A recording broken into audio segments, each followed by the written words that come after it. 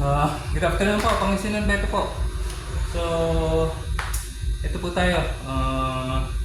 Medyo nag-busy na naman po tayo. So, meron naman po tayong order dito. Complete setup po. Meron tayong 100 gallons dito. 125 gallons na tank natin. Ang sukat nito is 6 feet by 20 by 20 inches. So, kaya nag-total siya ng 125 gallons. Again, kung magpapagawa kayo sa iba, bibigay sa inyo sakto lang. Pag sinabi mo 100 gallons is 6 feet by 18 by 18 inches lang po. Sa akin is 6 feet by 20 by 20. So, may sobra kang 25 gallons po. And then, yung ating overhead sump natin dito, 6 feet din po yung pinagawa ng client natin.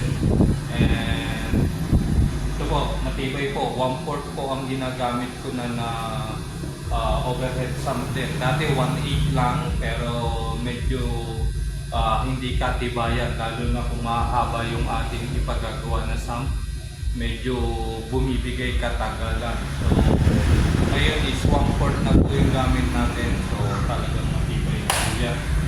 Then, sinama na rin yung motor. So, complete setup to. Tank, overhead sump, and then yung makina niya. Ang kulang lang dito is yung stand niya. So, sa kanya na raw po yan. So, ito po is ready for pickup na ito bukas. Salamat kay Mr. Sa Apedra. From Masinggan po ito. So, ngayon po, tingnan lang natin closer look nitong ating tank. And by request kasi itong ating aluminum sidings dito. So, nilagyan natin ng aluminum sidings. So, ayan po. And then, nilibre ko na rin yung pipings niya. Yung pipings niya, libre na po. And then, may libre ka na rin na filter media. So, meron tayong filter media rito. Meron tayong mga wiring. Ayan po, lava ring at saka yung ating porous ring. And then, meron na rin po ito, may libre na rin siyang filter foam. So, ayan po, kung interested po kayo, PM nyo lang po ako. Kung gusto nyo po magpagawa ng quality tank po, I'm sure po, quality ko yung ating ginagawa. So, PM nyo lang po ako, Pangasinan Beta. And then, papalo na rin lang po. And paan na rin lang po. Follow, share lang po yung ating Pangasinan Beta TV, Pangasinan Beta page. Yung ating personal account po, yung Ferdinand Aguas po. So, ayan po, located po tayo, Pangasinan po. Ito po, bigay ko lang yung ating tank. So ayan po, yung kasamang sump natin, A3000 ng anong tatak nito is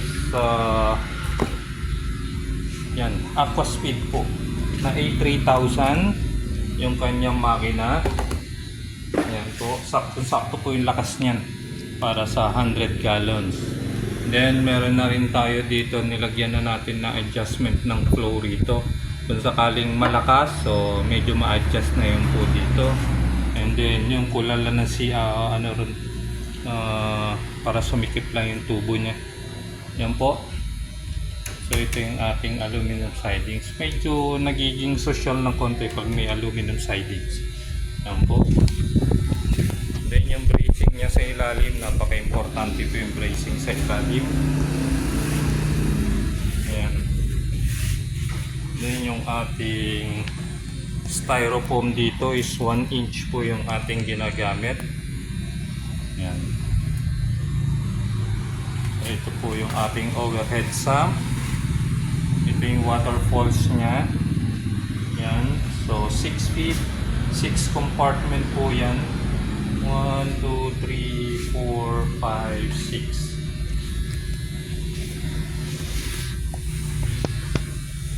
So, ayan po ang ating full view. Ating ginawang tank.